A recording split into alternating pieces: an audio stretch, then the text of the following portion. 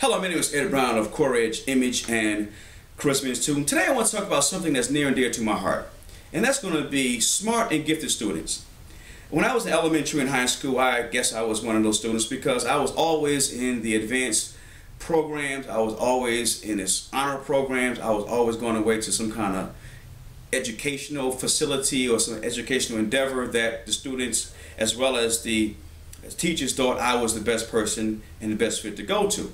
But like a lot of quote-unquote smart and gifted students, I was victimized through bullying because in many communities, academics is not the go-to dynamic contrary to sports and entertainment. So I want to speak to today some of the things and initiatives I'm putting together so that we can address this issue for those individuals who are smart and gifted, who want to go in life and not be victimized, because when you're terrorized at an early age, not only do you suffer from self-consciousness and self-esteem being lowered and a fear factor that perhaps permeates throughout your life, you actually don't bring the value that your natural proclivity towards academic would allow you to do. And so if I can be an impediment for the individuals who will stop that and be the encouragement for smart and gifted students to become all they can become, I will in fact do that. And so in this recent book, I took on a few questions that people wanted to know about the book as relates to some of the concepts that came out of the book, and so I'm going to share that with you today. The first question is, in your book, Assertiveness and Self-Confidence for Smart and Gifted Students, How to Keep the World from Bullying You, you tell the story of how you began standing up for yourself. Could you recite that story again? I think I was in the 7th or 8th grade, and I was coming home from the basketball court, and I'm going to change the name to protect the guilty. Perry Jones grabbed me and put me against the wall of one of the brick apartments that I lived in, or brick projects I lived in. And I don't know what he was saying. He was yelling in my ear. He was just terrorizing me. I was scared to death. He was taller than me, bigger than me. And my brother who was walking with me, Chris, he ran home and told my mother. Now, my mother was the kind of woman that if you grabbed or touched any of her children, she would come out there and deal with you. And in this case, it was no different. She came running down the street, and just so happened Perry still had me hemmed up on the wall. And so my mother said, "Get off him, Perry. If you have a problem with that, you come see me. You don't put your hands on my kid." So Perry jumped off this, Miss Brown, and walked away. And so as I'm moping home after being beat down, now I'm being yelled at by my mother, I finally get home, and I was the kind of student, he's the kind of kid that I put myself on punishment when I felt I did something wrong. Now, obviously, I didn't do anything wrong by getting beat up and terrorized, but the thing is that I felt that I would have wanted to be stronger, and my mother wanted to be stronger for me. So 2 or 3 days go by, and she calls me in her room, and she says, "Ed, have a seat." She said, "You know what? You're getting a little too big for me to keep saving you in the streets. You're going to have to find your way. You have to fight your own battles henceforth." I said, "Yes, ma'am."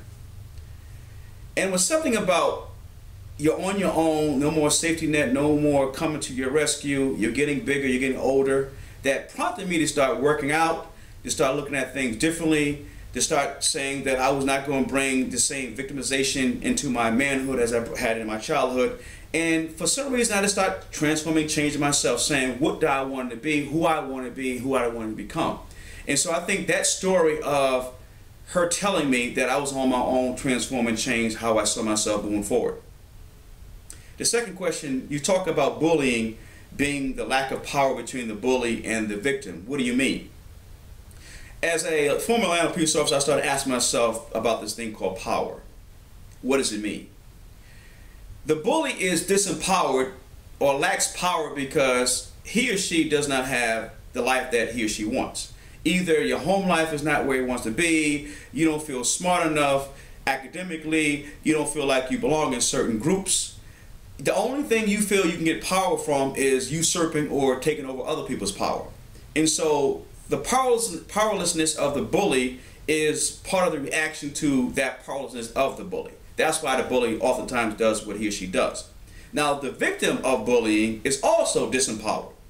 That person lacks power because the person never learned to stand up for themselves. They don't have the self-confidence, the assertiveness, or the desire just to say, stop, no. You're going to have to do something more than this, whatever it is. So when I started thinking about the power of bullying on both angles, it's kind of like you can't be bullied unless you allow someone to bully you, and the person who's being bullied will only bully as long as you allow the person to be bullied. So it's kind of like a symbiotic, mutually beneficial relationship as it relates to the fear on both parts of those individuals. And so when I say that the bully and the victim are both disempowered or lack power, that's what I mean when I say that. The third question is, you describe the 3 kinds of power in your book. What are they and what do they mean? Well, going back to that power dynamic, which is all this is about power. Trust me when I say that this is not about somebody just really trying to have their way. It's really about somebody trying to get their way because they want to be more powerful than their current existence. Now, the 3 kinds of power I talk about in my book are 1, direct or physical power, 2, indirect power, or 3, consolidated power. Direct or physical power is all about the physical or taking over the person based on brute force. That person doesn't have any other way of getting what they want, as I said earlier about the bully, than to overtake someone by brute force. Indirect power is you don't have direct power, but you have associated power. For example, if I'm the youngest in my household and I have 4 and 5 or 6 brothers and sisters who are older than I, then what happens is my power is transferred to their being older than me. And so if someone wants to bully me, my siblings will step in and disempower the bully from bullying me. And so my power indirectly comes from my lineage of my siblings, and therefore I become less of a target.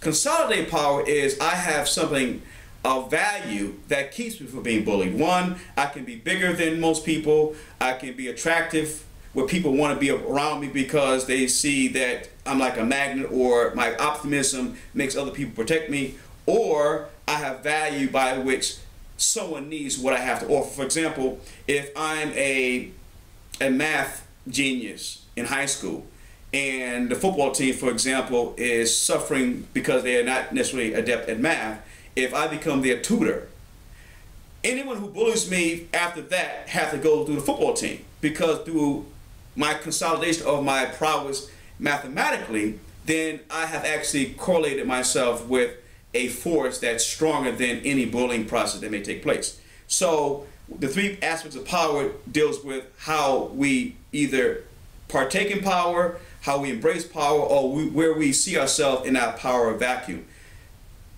The 4th question is, how do confrontations in life go from physical to psychological? I was in my early 20s when I learned this concept. I was laid up one night late with my Aunt Ann, and we were talking about human beings, relationships, and this whole lot of things. And she said, you'll learn that as you get older, your physical battles become more psychological. And obviously I'm in my 20s now, so it's had already taken place, but let's just back up and rewind. As an elementary or high school student, your battles are physical at this point in time between your colleagues and your co-workers or students. They can corporate now. And so when your battles are physical, the way power is maintained or power is given is the person who's the biggest or the strongest or fearless will actually have the most power. But as you get older, the bullying doesn't stop. The bullying becomes more psychological to the extent that it becomes office politics, backbiting, competition, out stabbing you in the back and you never see the knife coming, metaphorically speaking.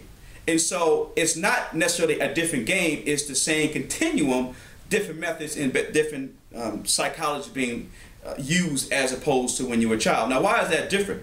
Well, you think about it. You grow out of bullying from a physical perspective.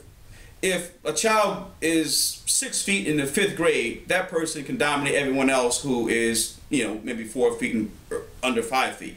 But as we get older and the continuum follows that everyone usually gets around the same height and the same power, the physical aspect no longer becomes endemic. It becomes the psychological aspect. How strong are you? Have you become educated now? Do you know the ways of the world? Do you know how to deal with people and get what you want by being influential or charismatic? So the game changes from the physical to the psychological, but it never really changes in terms of the bullying or people trying to usurp your power. And I give